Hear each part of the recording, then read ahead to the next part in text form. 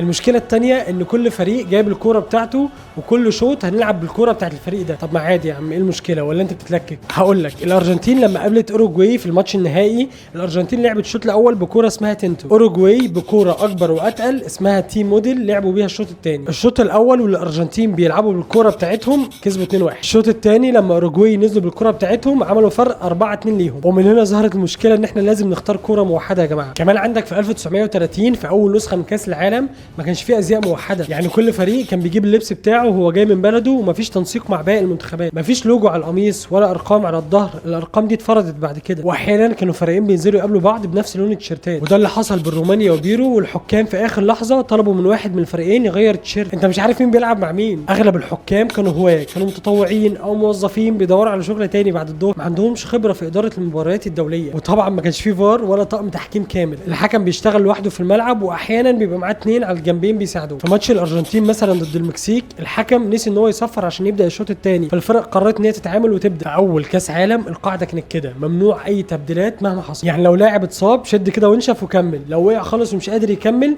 بيطلع والفريق يكمل ناقص واحد. وده حصل فعلا في اكتر من ماتش، زي ماتش فرنسا ضد تشيلي، في اول ربع ساعه من الماتش في لاعب فرنسي اتصاب وطلع والفريق كمل 10. برضه حصل